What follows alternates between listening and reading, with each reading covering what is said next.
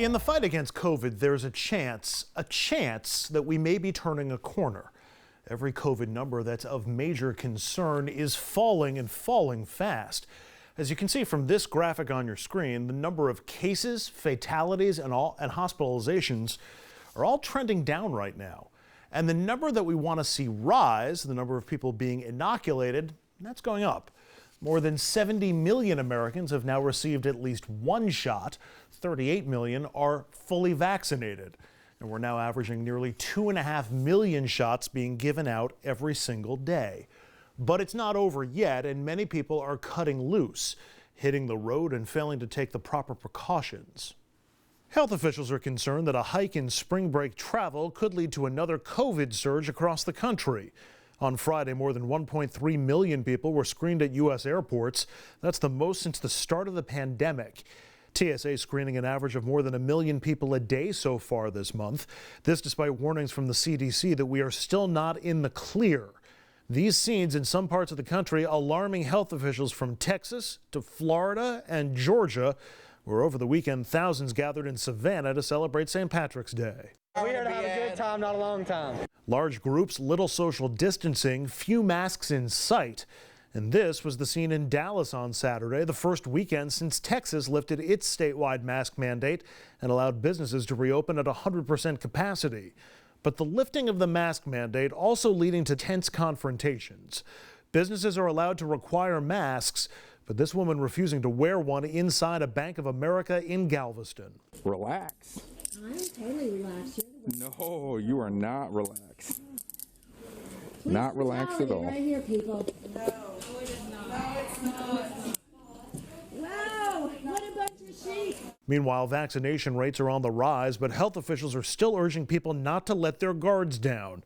This Pennsylvania woman who has an underlying condition was just 3 days away from getting her first dose when she was struck with COVID. I didn't lose my chance forever, but I lost a good chunk of time where I could have started protecting myself and my family by getting the vaccine. For more on the importance of masks and also where we stand with vaccines and vaccine hesitancy, let's turn now to John Barry. John teaches at Tulane University's School of Public Health and Tropical Medicine. He's the author of the bestseller, The Great Influenza, the story of the deadliest pandemic in history, which is about 1918. John, as states begin reopening and rolling back restrictions, including occupancy and, of course, mask mandates, you were writing in the Washington Post that abandoning masks now is a terrible idea, saying it's not just the virus, it's also the variants. Tell us more.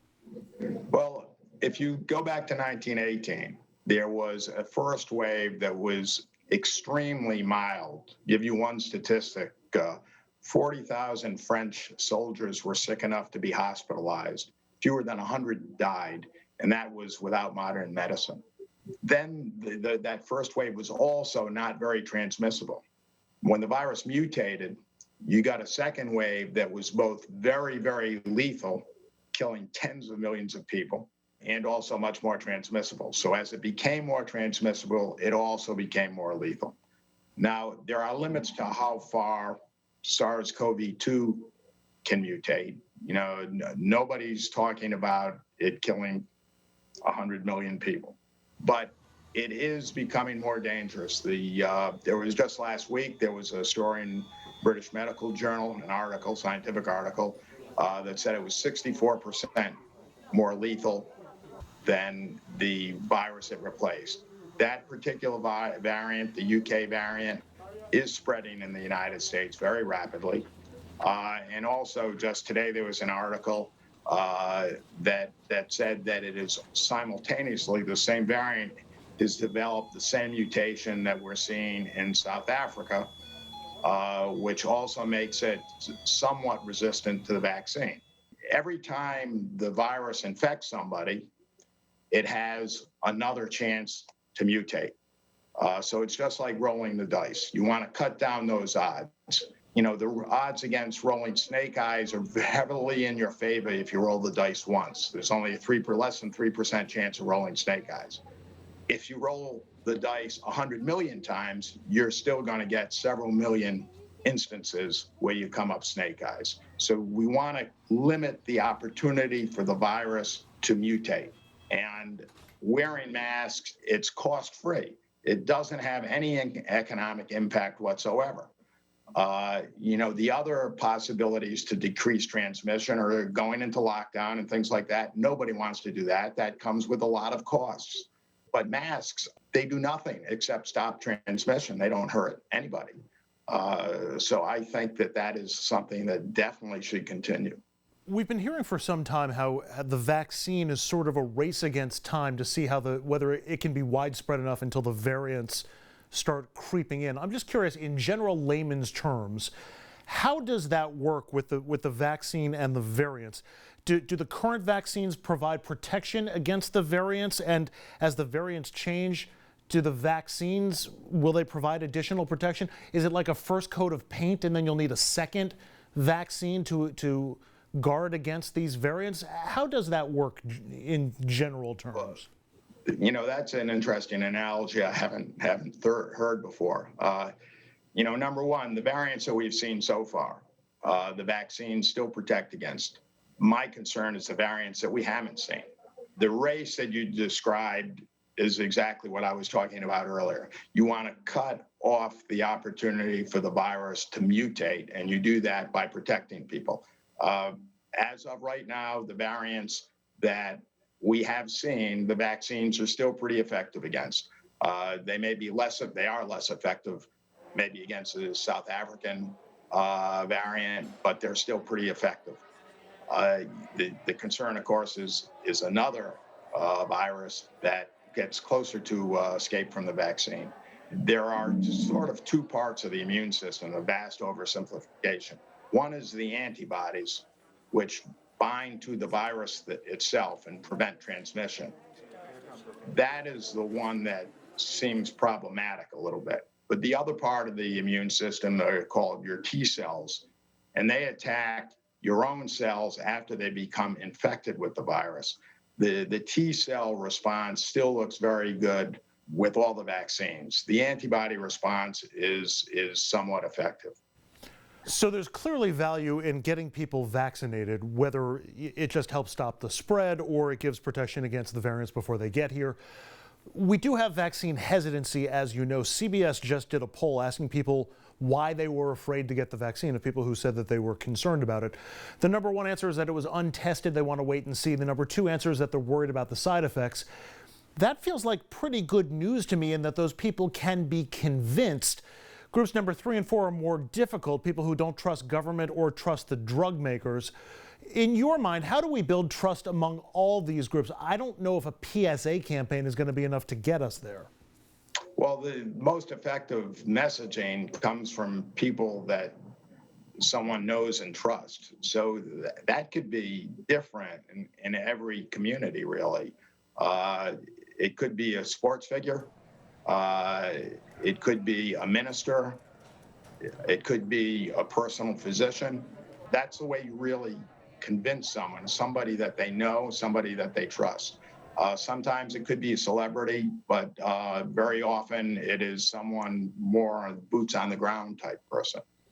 And in a Reuters poll, 72% of people thought it would be important to know if people around them had been vaccinated. It's funny because we spent the past year focused on the people taking risks and not wearing masks, but there appears to be more peer pressure, if you will, to do the right thing on the virus than to do the wrong thing. I'm wondering if that's somehow tappable energy that we can get to try to get more people to get the shots. Well, that is a factor, very much so. If you go into an area and you're the only person there wearing a mask, you feel kind of foolish. By the same token, if someone goes into a place and everyone else is wearing a mask and he or she is not, the same thing, you feel like an outsider. So the peer pressure is important. And I'm pretty optimistic on vaccine uptake because the polls have very consistently improved in terms of the number of people who say they want to take a vaccine. As they see more people take it, as there is more exposure to it, I mean, so far there are essentially no side effects that have at all serious that have developed from any of the vaccines in the United States. Your arm may be sore for a little bit, or I've had my 2 shots. I was very fatigued after the second one for less than a day, and that was it. You know, as people, their neighbors, their relatives have good experiences in terms of side effects, that will be extremely helpful, I think. The other way to go, of course, is to compel people to get vaccinated without necessarily actually compelling them. Getting this from the Reuters poll also, 6 in 10 people said they'd want to work for an employer that requires them to be vaccinated. Majority said a vaccine should be required to fly on a plane, enroll in school, go to a gym, or to go to a concert or theater, or even to work in an office. If the goal is to get everyone vaccinated, I would think that a successful approach would be to limit what people can do without being vaccinated. And yet I'm not hearing a lot about that approach going right now. Well, that's extremely controversial, and trying to force people to do things gets pretty dicey. You know, it's conceivable that employers would require employees to do it and so forth.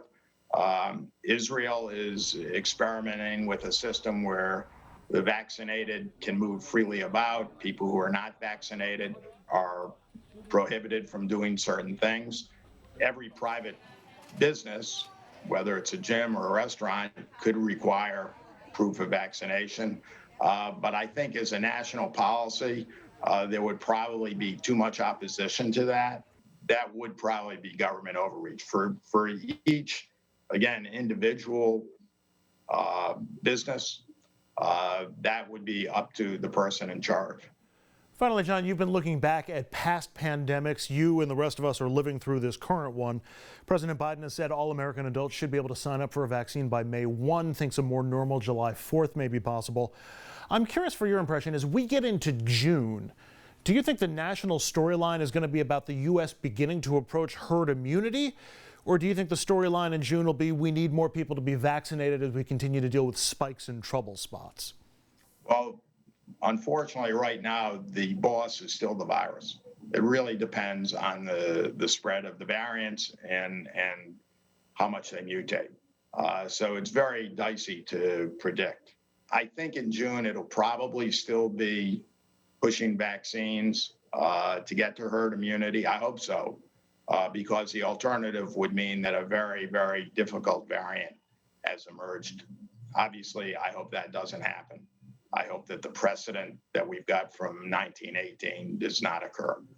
John Barry is the distinguished scholar at Tulane School of Public Health. He's also author of The Great Influenza, the story of the deadliest pandemic in history. John, appreciate the insight and the time. Thank you. Thank you. My pleasure. Up next, the drama in Albany. President Biden breaks his silence on Andrew Cuomo as the president weighs in on whether or not he wants the New York governor to resign. After the break, how the president feels about Cuomo and what the people of New York are saying about their governor.